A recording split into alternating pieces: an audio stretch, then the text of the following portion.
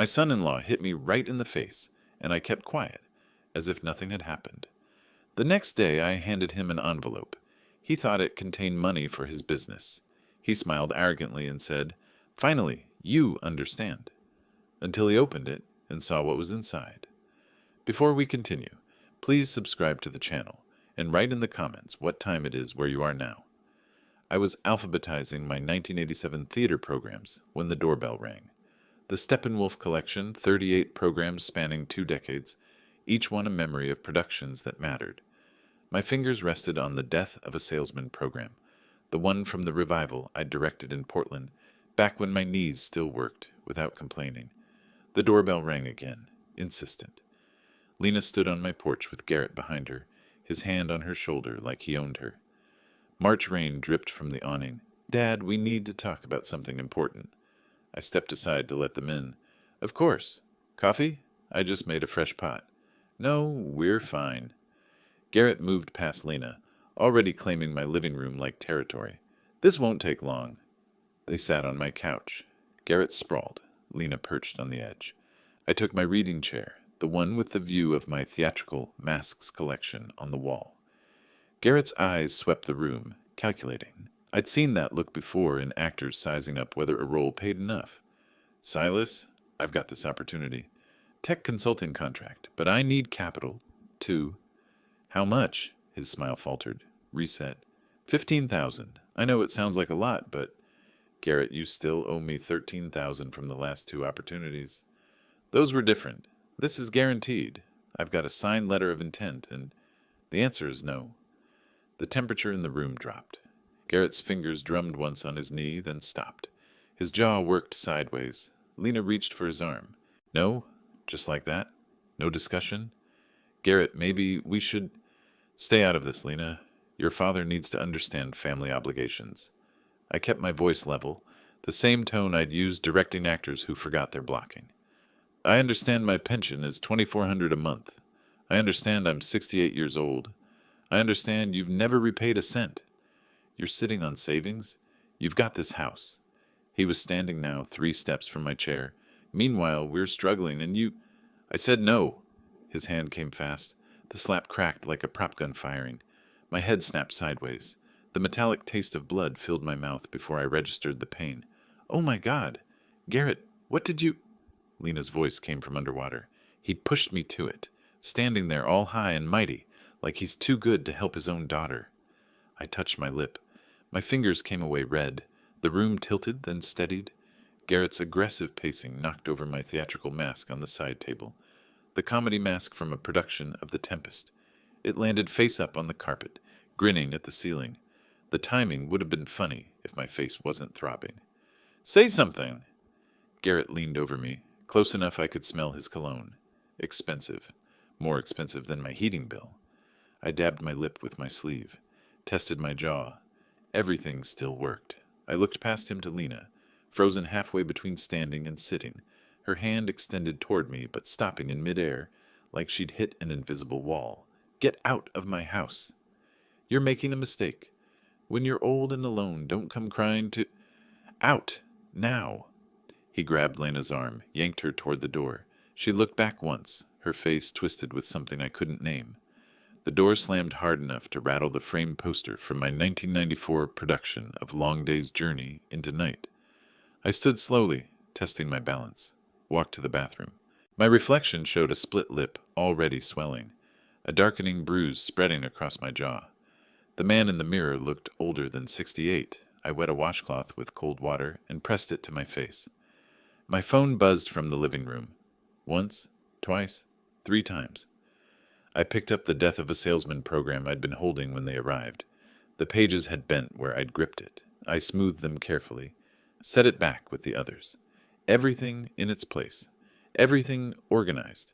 My phone kept buzzing. I walked to the window instead. Garrett's black Audi peeled away from the curb, tires squealing on wet pavement. The sound echoed between the houses on my quiet street. Mrs. Chen was walking her terrier across the street. She stopped, looked up at Garrett's car, then at my window. Our eyes met through the glass. Her expression shifted. Concern, recognition. She'd seen something, heard something. Her face told me that much. I pulled out my other phone, the older one I kept for important calls. Scrolled through contacts I hadn't touched in years. Beatrice Logan, attorney at law. We'd worked together on a benefit for Portland Center Stage back in 2018. She'd been sharp then, asked the right questions. My thumb hovered over her name.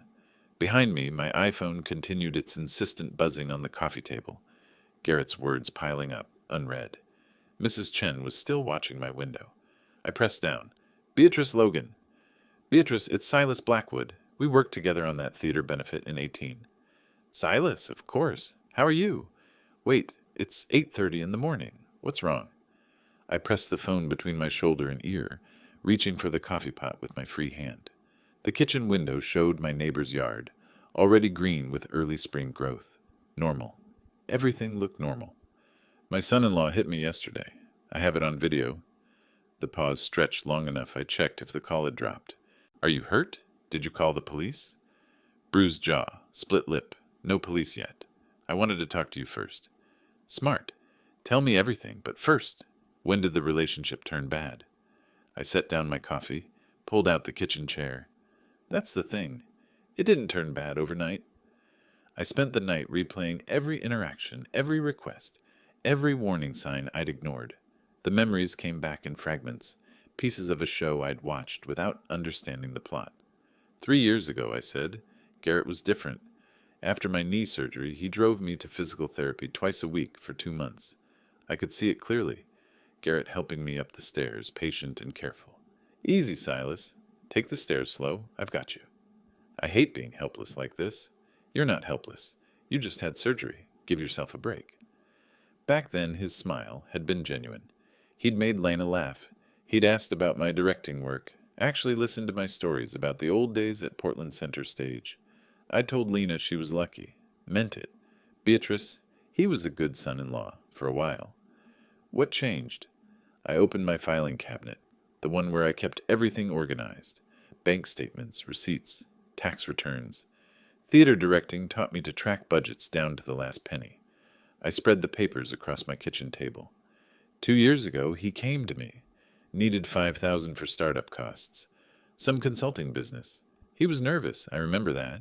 His hands shook when he asked, Silas, can we talk privately? Sure, everything okay? Yeah, great actually. I've got this business opportunity, consulting work, but I need startup capital. He'd promised 6 months, said he'd have it notarized if I wanted. I'd written the check, felt good about helping family. He'd hugged me, thanked me 3 times. Genuine gratitude. Or at least I'd believed it was genuine. Did he pay you back?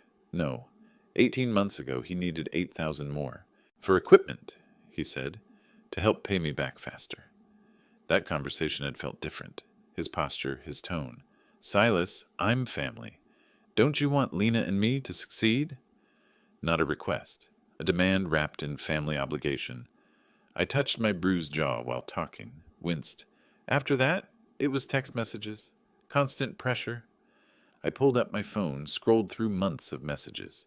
He texted me about buying a $200 TV, said it must be nice to have money for luxuries. Then he mentioned Lena's friend's dad helped them buy a house. Just saying. Not asking for a handout.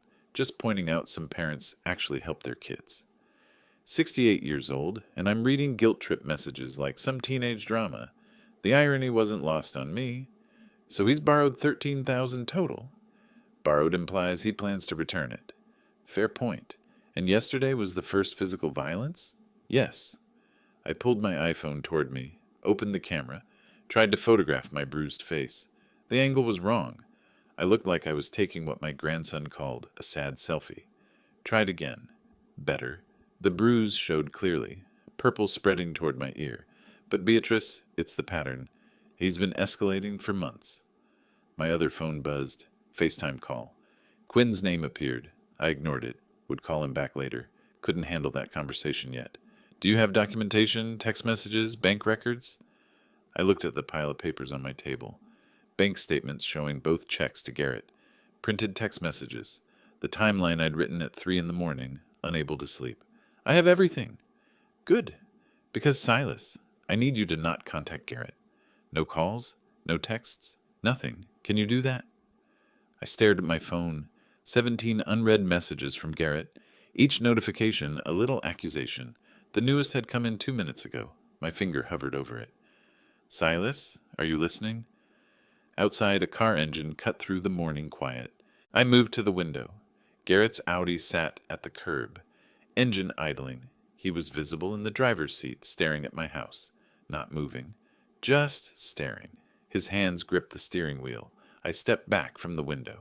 Beatrice, I said quietly, I need to call you back. Beatrice, he's still out there, just sitting. Call 911 if he approaches the house. I'm serious, Silas.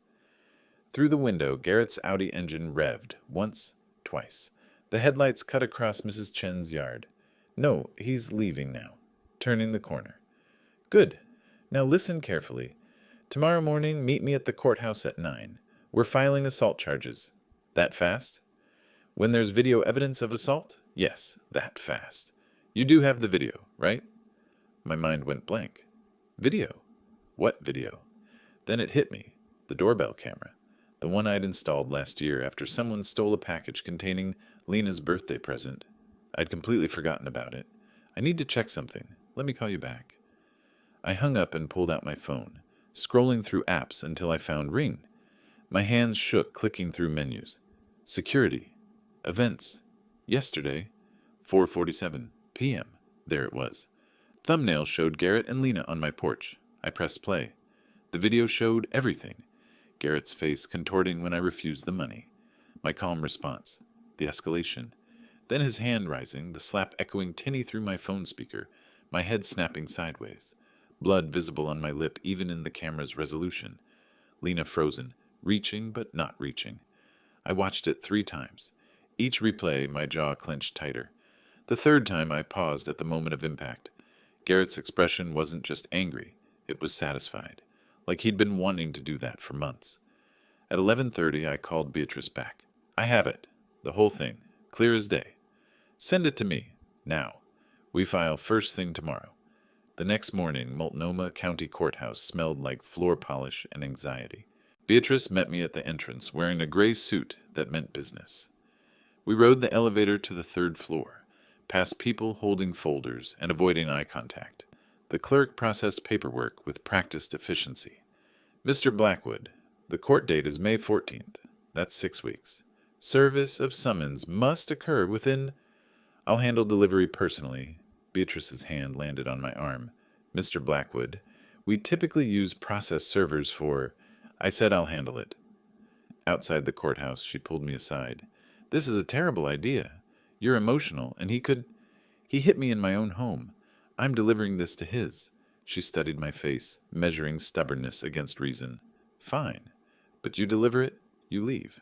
No conversation. No engagement. I drove to the Pearl District with the manila envelope on my passenger seat. Garrett lived in one of those modern buildings with a doorman and rooftop yoga studio.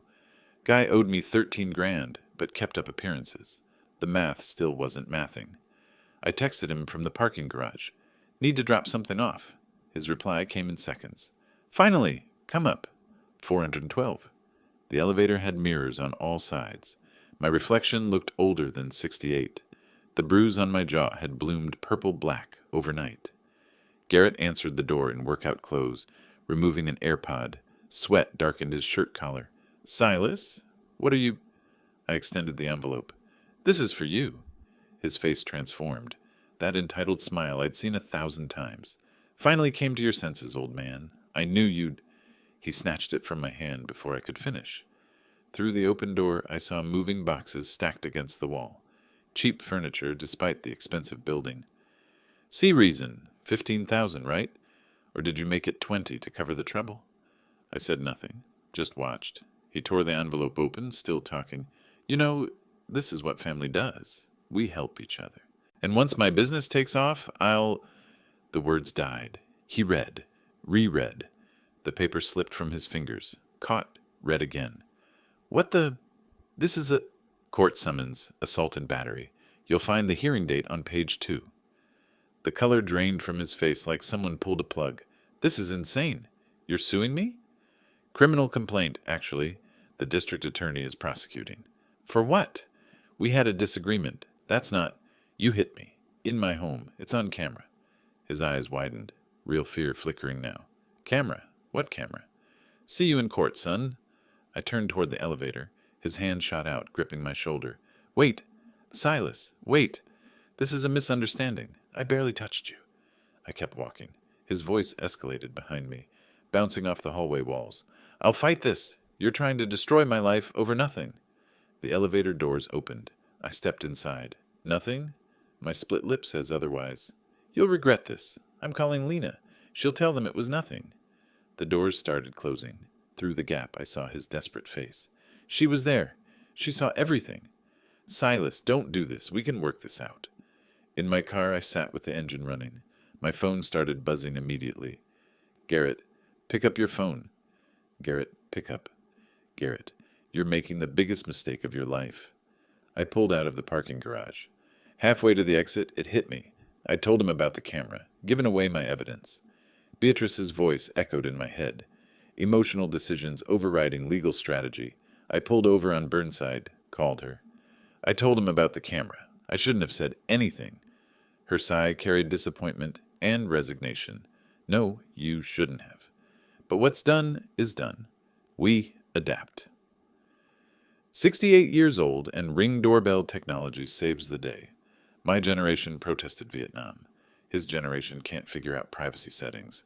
Advantage. Boomers. Garrett. I have witnesses too. Garrett. Lena will never forgive you for this. I drove home through afternoon traffic. At a Fred Meyer parking lot, my phone erupted with new calls. Not Garrett this time. Lena. 4 missed calls in 6 minutes. I pulled in, engine idling. Watched a young couple loading groceries, laughing about something. The man stole a kiss. She swatted him with a baguette. I remembered Lena and Garrett like that once. 3 years ago, maybe 4. Before money became the only thing he saw when he looked at our family. The phone rang again. My thumb hovered over accept. Dad, what did you... Her voice cracked, already crying. Behind her, Garrett's voice. Tell him this is insane. I closed my eyes.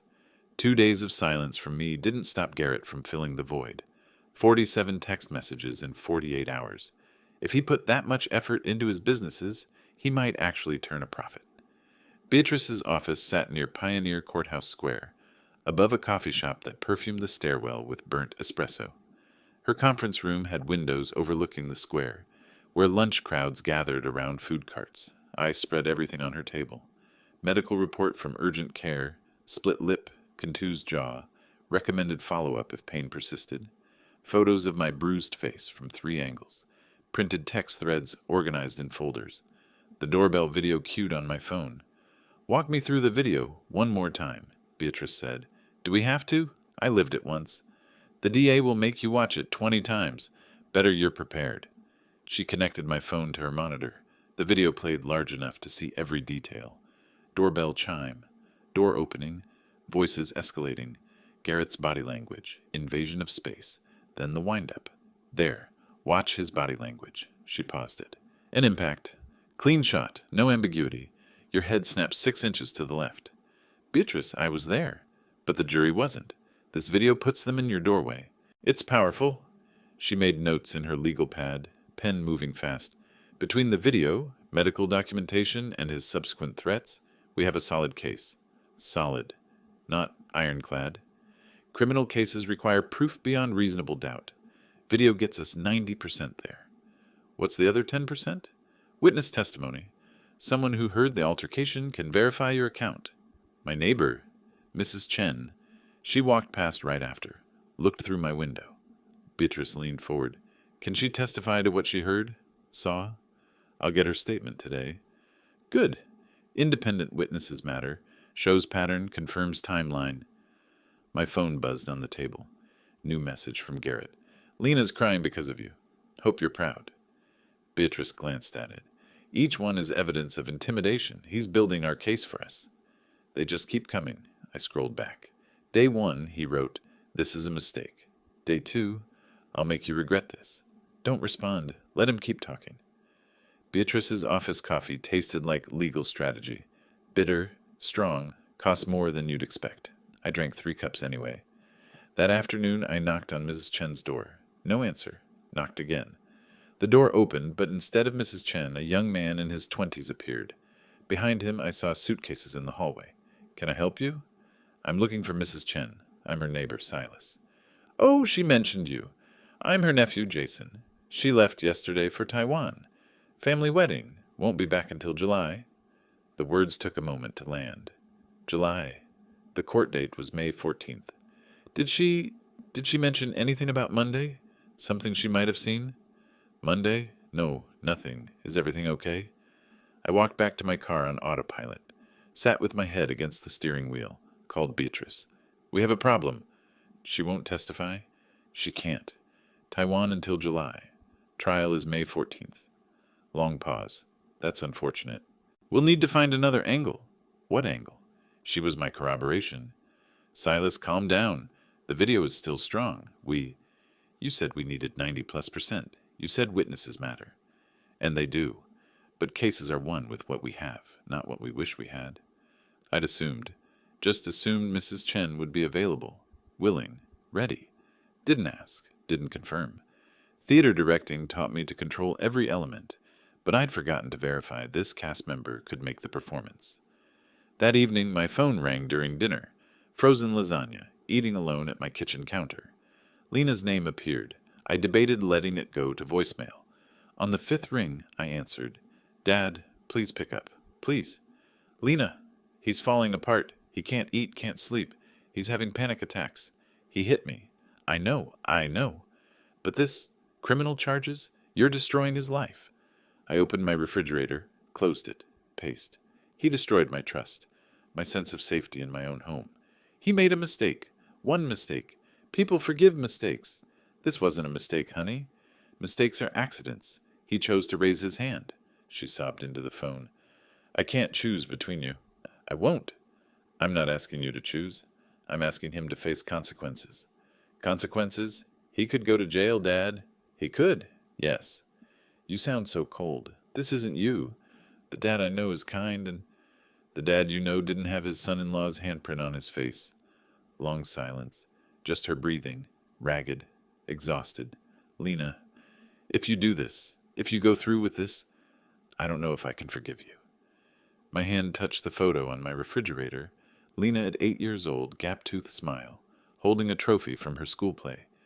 I'd directed that play. She'd been so proud. He's my husband. My husband. And you're making me watch while I what? Defend myself? Stand up for basic respect? While you ruin everything. The line went dead. I stood at my kitchen window, city lights spreading toward the hills. Poured bourbon, unusual for me, and stared at that photo. Almost picked up my phone to text Beatrice to drop everything. Put it down. Picked it up again. Maybe Lena was right. Maybe I was going too far. My phone buzzed one more time. Not Garrett, not Lena. Unknown number. I almost ignored it. Done with phones for tonight. But something made me check. A text from someone saved as Xander C. in my contacts, though I didn't remember adding the name. We should talk. I have information about Garrett you'll want to hear. He did to me what he's doing to you. Attached. A photo of a legal document. I zoomed in. Partnership dissolution agreement. Dated 3 years ago. Garrett's signature at the bottom. Below it, handwritten. Still owes me $31,000. I sat forward. Bourbon forgotten. Who the hell was Xander C.? I clicked reply. I stared at Xander's text. Partnership dissolution agreement. $31,000. Someone else Garrett had screwed. My thumb hovered over reply, but Beatrice's voice echoed in my head. No more emotional decisions. I set the phone down, poured the bourbon back into the bottle. Tomorrow. I'd think clearly tomorrow. Tomorrow came with bad news. My phone rang at 8:30. Beatrice. I knew before answering. Silas, it's Beatrice. Are you sitting down? What now? Mrs. Chen's nephew called our office. She's not on vacation. She's relocated to Taiwan for 4 months. Family health situation. The coffee pot slipped. I caught it. 4 months? The trial is in 6 weeks. I'm aware. We'll need to proceed without her testimony. You said we needed witnesses. You said the 10% gap. And the video covers most of that gap. But I won't lie to you. Independent corroboration would have been stronger. How much stronger? The difference between 95% certainty and 85%. I paced my kitchen. The coffee I'd poured sat untouched, going cold. Those numbers aren't comforting, Beatrice. They're realistic, which is what you hired me for. After we hung up, I grabbed my keys, needed to drive, clear my head. Found myself heading toward the Providence Hospital, Lena's workplace. Maybe I could catch her on lunch, talk without Garrett in her ear. Garrett's Audi sat in the visitor parking lot. I pulled into a spot 3 rows back. Through the cafeteria windows, I saw them. Garrett talking fast, animated, pointing at his phone. Lena crying, shoulders hunched. He showed her the screen. Her body language shifted, defeated, resigned. My phone buzzed. Garrett, heard your witness flew the coop? I watched him through the window. He was typing. Phone in one hand, Lena's hand in the other. Garrett, told you, old man. No witnesses, no case. My hands gripped the steering wheel, knuckles white. Garrett, maybe now you'll drop this nonsense before you embarrass yourself. Through the window, Garrett looked scared. His gestures weren't confident. They were desperate. He was trying to convince Lena, convince himself, that he was winning. When she cried, his face showed panic, not satisfaction. He gripped her hand like a life preserver. Then he pulled out his phone, showed her something. His expression shifted. Calculating, cold. The humanity vanished. Garrett, Lena agrees this has gone far enough. I drove home too fast. Ran a stop sign. Cop didn't notice, but the car behind me honked. Didn't care. At home, I poured bourbon, stared at my phone, typed a response to Garrett, deleted it, typed again, deleted. My laptop sat open on the counter. Facebook page staring at me. 3 theater directors had posted photos from last week's benefit. Comments about the good old days. How I should come back. Direct again. All that normalcy. Meanwhile, my son-in-law was gloating about destroying my case. I clicked into the status box. Typed, my son-in-law thinks he can assault me without consequences. Deleted. Too specific. Typed, family doesn't mean you get to be violent. Deleted. Too obvious. The bourbon glass emptied. I poured another. Typed, some people think family means you can do anything without consequences. They're wrong. Truth always comes out. Stared at it. Vague enough. No names mentioned. Clicked post. Gerald from Portland Center Stage commented within 30 seconds. Everything okay? Another director. What happened? I refreshed. 4 comments asking questions. My phone buzzed. Screenshot from Garrett. Just the image. My Facebook post. No words needed. The next text. Thanks for the evidence. Character defamation. See you in court. My stomach dropped. I clicked delete on the post. Too late. He had the screenshot. Garrett. Checked with my attorney. Your little Facebook stunt. Textbook harassment. Garrett. We're filing a counterclaim. Defamation of character. Garrett. Keep digging that hole, old man. My phone rang. Beatrice. I stared at it for 3 rings before answering. Silas, I made a mistake. What kind of mistake? Her voice already sounded tired. A Facebook post about the situation. No names, but tell me you're joking. He already screenshot it. Silas, I explicitly told you not to post publicly. I know I wasn't thinking. I was angry about the witness, and angry? You were stupid. Do you understand what you've handed him? The word hit like another slap. I deleted it immediately. Doesn't matter. He has the screenshot. His attorney will use this to paint you as vindictive, using the legal system for revenge rather than justice. It wasn't revenge. It was frustration.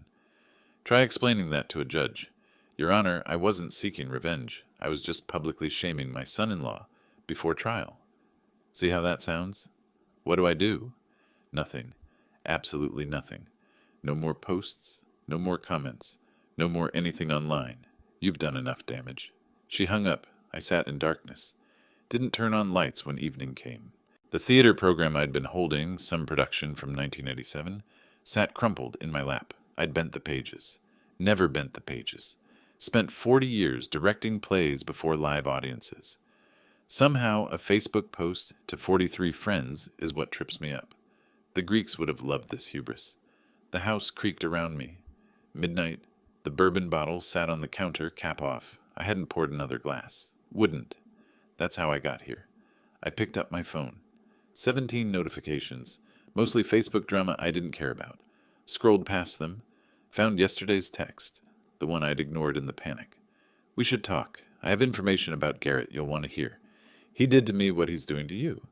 From Xander C. Partnership, dissolution agreement attached. Garrett's signature clear. Below, still owes me $31,000. My thumb hovered over reply. Outside, a car alarm chirped. I typed, when can we meet? Send. 3 dots appeared immediately. Someone was waiting. The response, tomorrow, 10 a.m., Stumptown Coffee on Division. I'll be wearing a Blazers cap. And Silas, don't tell anyone. Not your daughter, not your attorney. Not yet. He has eyes everywhere. I read it twice. The dots appeared again. I mean it. He finds out I'm talking to you. This ends before it starts. I typed, how do you know my number? The response took longer this time. Same way I know he hit you. Same way I know about the court date. Same way I know... The dot stopped. Started again. About all his other victims. I arrived at Stumptown Coffee 15 minutes early. Sat in my car watching the entrance. Old habit from casting sessions. Observe people before they know you're watching. See who they really are. Xander Cole entered at 9:52. Also early. Careful. Blazers cap as promised. Maybe 42. Fit. Business casual. Expensive watch. Not broke. Nervous energy, though. He scanned the room twice. Ordered coffee. Sat with his back to the wall. Checked his phone repeatedly. Defensive position. Waiting for threat or opportunity. Couldn't tell which. I entered at 9:58. Direct approach. He recognized me instantly. Silas Blackwood? I shook his hand. Xander Cole, I presume. Thanks for coming. Wasn't sure you would. You said you had information. I need all I can get right now. He slid a folder across the table before speaking.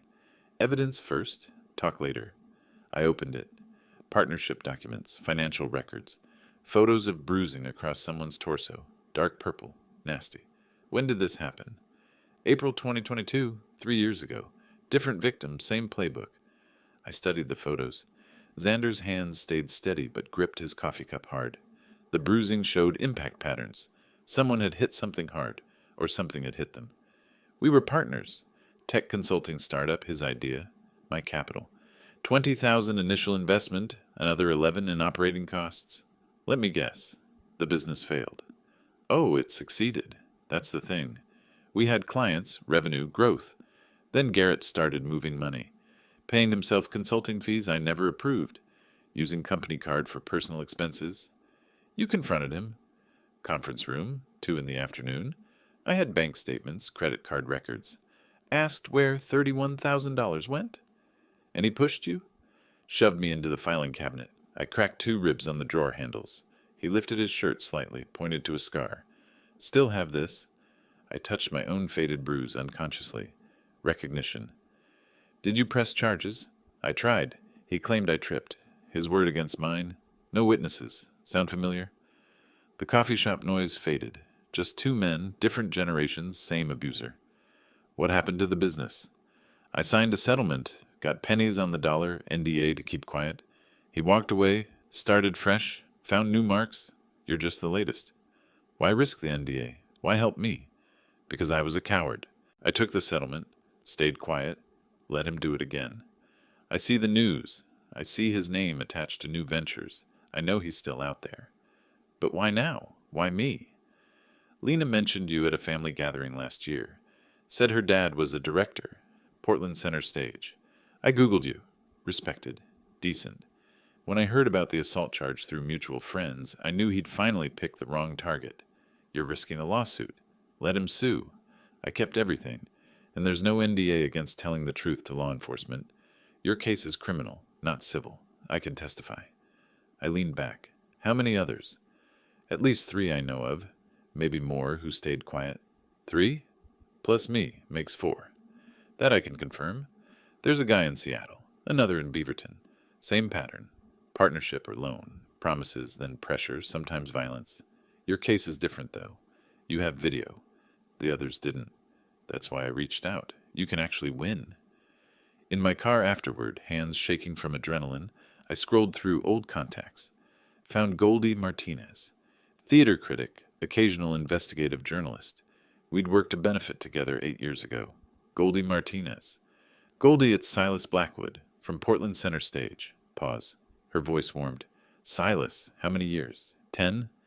8, since the benefit. How's the theater criticism business? Pays the bills. What can I do for you? Please tell me you're directing again. Not exactly, but I have a story you might find interesting. Investigative angle. Interest sharpened in her voice. I'm listening. Local entrepreneur. Pattern of fraud, manipulation.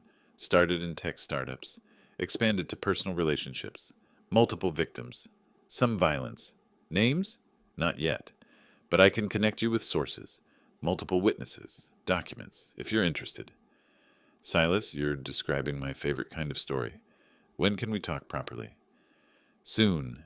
I need to verify a few things first. But Goldie? This one's personal. My son-in-law. Long pause. Are you the victim? One of them. Then I'm very interested. At 2, Beatrice arrived at my house. I'd spread Xander's documents across my desk. Timeline visible. Pattern emerging. Beatrice, I found a witness. Better than the neighbor. How much better? Someone Garrett assaulted 3 years ago. Has medical records, evidence, pattern of violence. She stopped mid-note. That's exactly what we needed. Who is he? Former business partner. Garrett shoved him during money dispute. Cracked his ribs. Did he file charges? Civil settlement. NDA. Her face fell. Silas, if he's under NDA, criminal case exception, he can testify about assault without violating NDA. That's actually correct. Did he tell you that? He's smarter than he looks. Kept everything. Documents, communications, medical records. I need to meet him. Tomorrow. Already arranged. He's coming at 2. She studied the documents. This is good, Silas. Really good. Pattern of violence is hard to defend against. You sound surprised. I'm surprised you found him. How did that happen? He found me, heard about the case, reached out. That's convenient. How did he hear about a criminal case that hasn't been publicized? He knows Lena. Family gathering last year. I'm not questioning his motives, just making sure we understand them. 3 hours after she left, the phone rang. Unknown number. Mr. Blackwood, male voice, older, uncertain. This is Leo Brennan, from Seattle. Goldie Martinez gave me your number. I sat forward. The Seattle victim, already. She said you're going after Garrett Simmons. Legally. Is that true? It is. Good. The word came sharp, bitter, because I'm tired of keeping quiet. That son of a bitch took $43,000 from me, and when I asked for it back, he came to my house. My house? Threatened my wife. I gripped the phone. Tell me everything.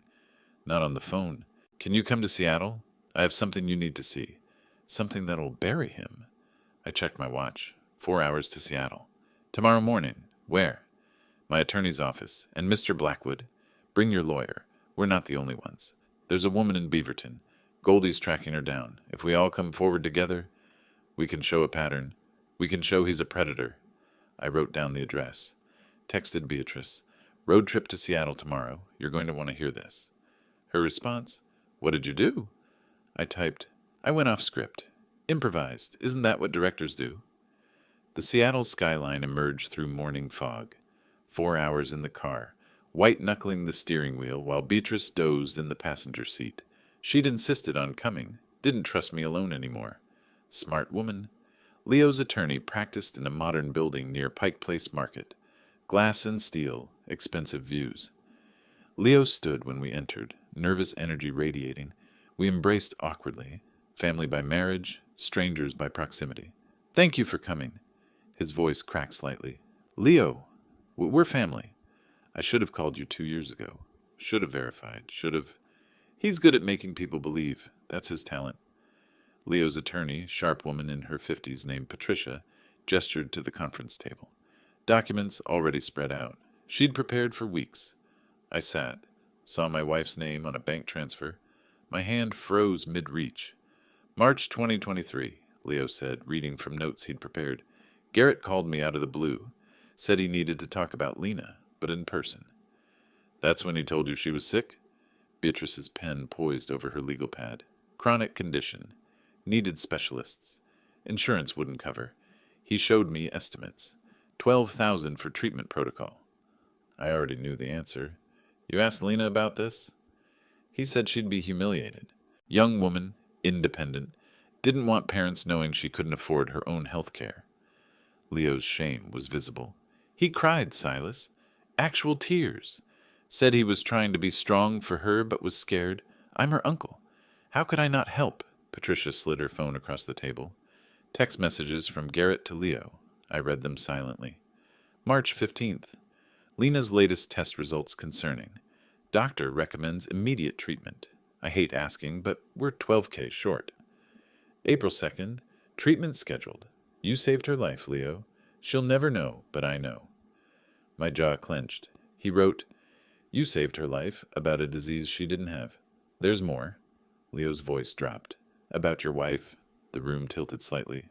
What about her? Her estate lawyer contacted me last month. Found correspondence while settling final tax issues.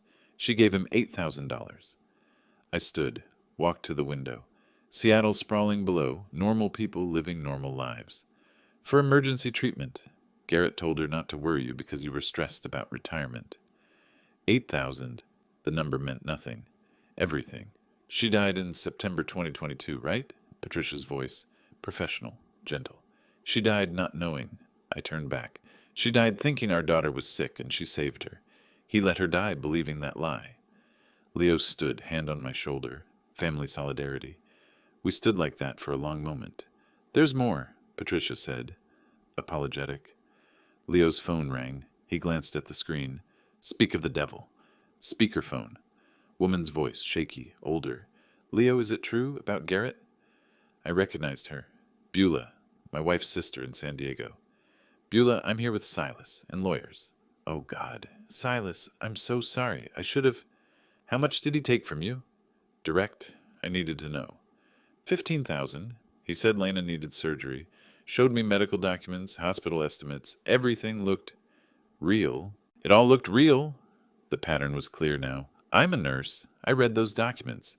They had hospital letterhead, doctor signatures. Her voice cracked. But Lena is okay? She's not sick? She was never sick. He made it all up. The sound of Beulah breaking down carried through the speaker. After we hung up, I punched the table. Once. Hard. Coffee cups jumped. Beatrice watched me carefully. We drove back in silence for the first hour. Then my phone rang. Quinn. Dad, why aren't you answering? Leo called me, told me everything. I'm thinking of dropping it, all of it. Because of Mom? Because Lena doesn't deserve to learn her mother died, thinking, Dad, listen, Mom would want the truth, always. You know that. This truth will hurt, not as much as letting him keep doing it. What if there's another family, another sick relative he targets? I pulled into a rest stop, sat there, engine idling. Beatrice tactfully checked her phone, gave me space. Dad, you still there? I'm here. My voice broke. I'm still here. At home, I spread all the documents across my desk. Family tree emerging, every victim someone I knew, loved. My wife's photo stared at me from the shelf. Why didn't you tell me? Calculator out. Total stolen. Over $60,000 from dead and vulnerable relatives. The bourbon bottle was getting low. I noticed that. Poured anyway. My finger hovered over Beatrice's number, almost called to say stop, not worth it. Quinn's voice echoed, Mom wouldn't quit. 10 p.m. The house dark. I didn't bother with lights. Laptop opened to Portland Monthly's website. Goldie's article goes live in 36 hours. One call could stop it. Phone rang. Lena. I stared at her name. 5 rings. 6 answered. Dad? Her voice small, young. 8 years old again. I'm here, honey. I need to tell you something about Mom. About before she died. Garrett said... My blood froze. Garrett said Mom was helping us with money. That she knew we were struggling. That she wanted to help but asked him not to tell you because you'd refuse. He was covering his tracks. If Lena believed her mother intentionally gave them money, she wouldn't question where it went. Dad, are you there? Honey, what did Mom tell you? Directly? Nothing. She never mentioned it, but Garrett said... What Garrett said and what happened are 2 different things. Come over. Tomorrow morning. There's something you need to see. Dad, you're scaring me. I know. I'm sorry. But you deserve the truth. All of it. What truth? I looked at the documents. Wife's signature, Leo's bank transfer, Beulah's forged card with Lena's handwriting. About who you married. Silence. Then background noise. Garrett's voice. Who are you talking to? Is that your father? I have to go. Lena, don't. Tomorrow. Maybe. I don't know. I need to think. She hung up. I sat in darkness. Tomorrow, the article publishes. Tomorrow, Lena learns everything. Tomorrow, no going back. Opened laptop. Emailed.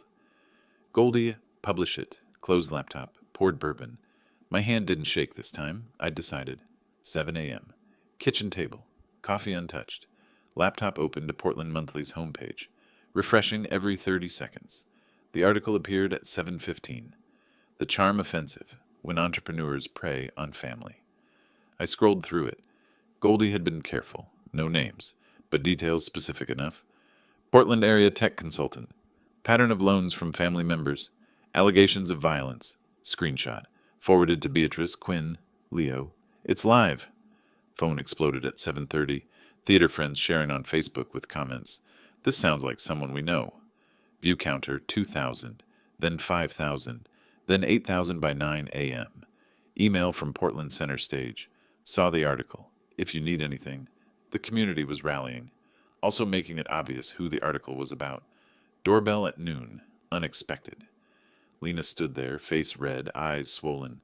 She walked past me without greeting, straight to the kitchen table. Threw her phone down. My coworkers are asking if this is Garrett. I pulled out the folder I'd prepared, slid it across the table. Her hands shook opening it. Saw her mother's name. Reading the forged card with her own signature, her hands went rigid. Stood abruptly, paced, came back, read again. This isn't real. This can't be real.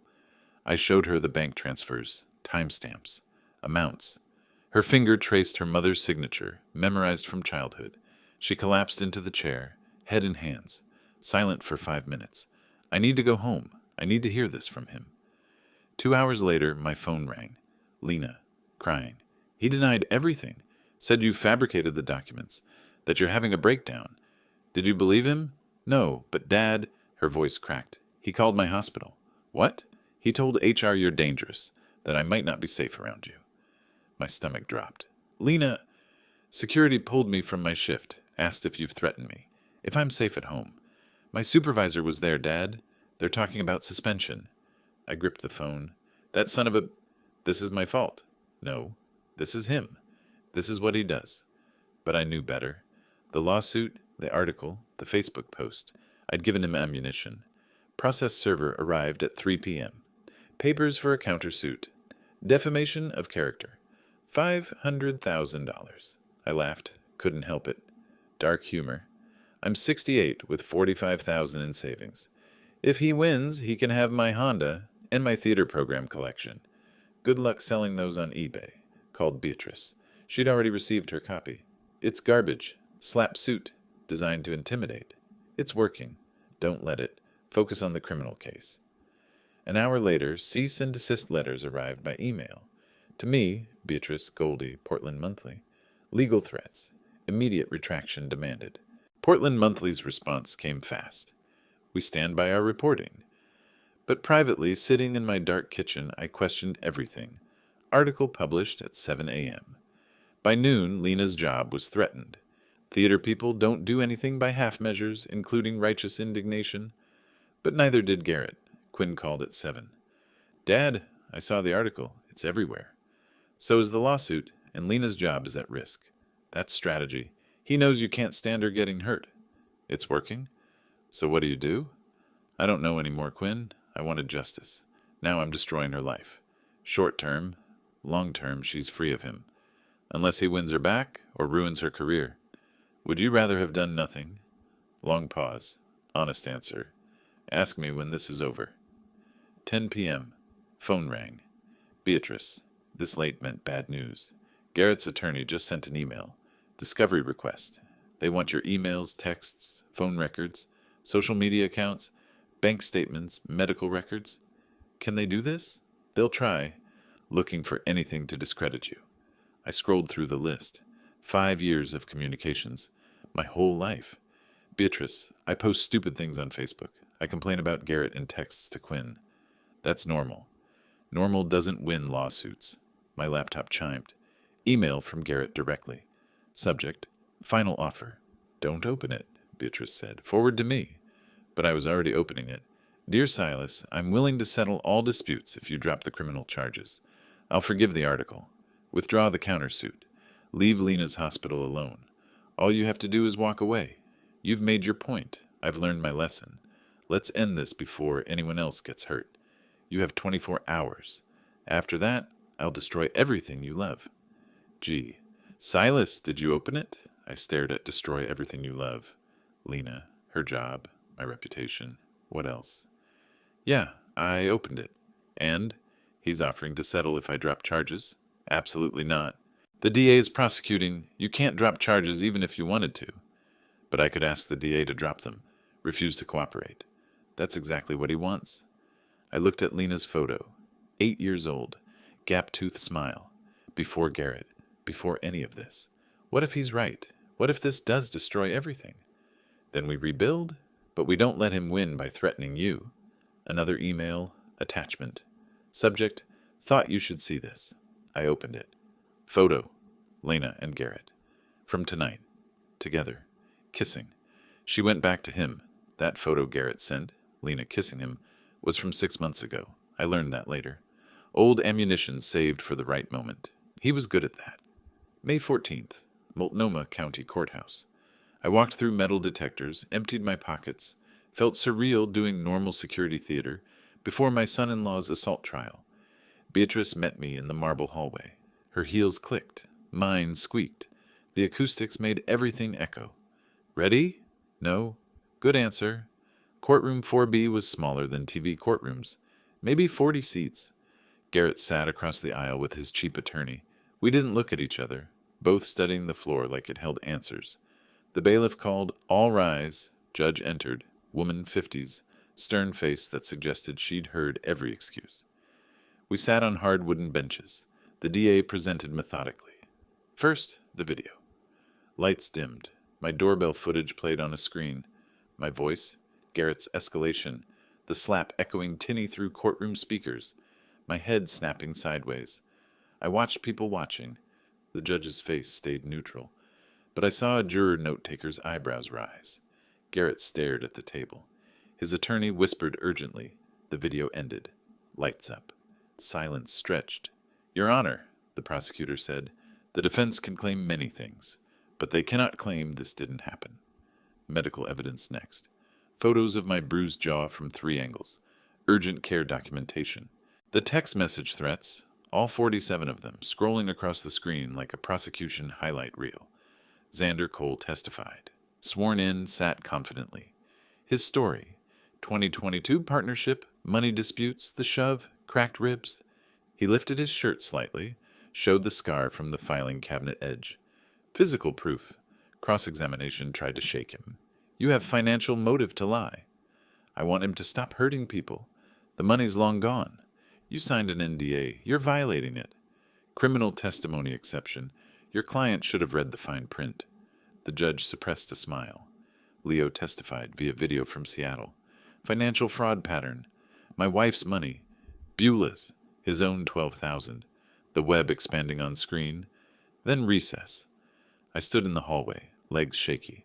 Saw her through the courthouse doors. Lena, walking purposefully toward the prosecution team, speaking quietly. The prosecutor nodding. I approached. Lena. Don't. Not yet. I need to do this first. Court resumed. The prosecutor stood. Your Honor, we have one additional witness. Lena Blackwood Simmons. Garrett's head snapped up. Color drained from his face. His attorney objected. This wasn't disclosed. Ambush. She's listed as potential witness. Objection overruled. Lena walked to the stand. Hand on Bible. Voice steady. I do. She wore her nursing scrubs. Visual credibility. Mrs. Simmons, you're the defendant's wife and the victim's daughter. Technically still married, but yes. Were you present on March 20th when the alleged assault occurred? I was, in my father's living room. Can you describe what you witnessed? Her hands gripped the rail, knuckles white, voice steady. My husband asked my father for $15,000. My father declined. My husband became angry, very angry. He slapped my father across the face, hard. I saw it clearly. What did you do? Nothing. I froze. I was shocked. I should have done something. But I didn't. Why are you testifying today? Because silence is complicity, and I'm done being complicit. Cross-examination tried to discredit her. You've been living with your father since this incident? Yes. Doesn't testifying against your husband benefit you financially in the divorce? I'm testifying because it's the truth. Garrett stood suddenly. This is bullshit. She's lying. He got to her. The judge's gavel cracked. Mr. Simmons, sit down. She saw nothing. She's making it up. He's manipulating. Sit down, or you'll be removed. Garrett shook off his attorney's hand, stood again. You can't do this. This is my wife. She's... Bailiff, remove the defendant. Garrett being escorted out, still yelling, doors closing on his voice. The courtroom silent except for someone coughing nervously. You may step down, the judge told Lena. Thank you for your testimony. The verdict came after lunch. Judge reviewing notes, clock ticking audibly, everyone frozen. I've reviewed all evidence, testimony, and applicable law. The video evidence is clear and unambiguous. The medical documentation corroborates the injury. The witness testimony establishes a pattern of behavior. Garrett stood with his attorney, face blank. Mr. Simmons, I find you guilty of assault and battery in the 4th degree. His knees buckled. Attorney steadied him. Sentencing. Restraining order. 100 yards. 90 days jail. Suspended pending anger management completion and restitution payment. $8,500 compensation. 3,200 court costs. Any violation means immediate incarceration. Do you understand the terms? Garrett, barely audible. Yes. Court adjourned. Garrett escorted out, a side door. I stood slowly, legs shaky. Found Lena in the hallway by the window overlooking the city. Thank you. Don't. I should have done it weeks ago. We left separately. Met at my car. She got in passenger seat without speaking.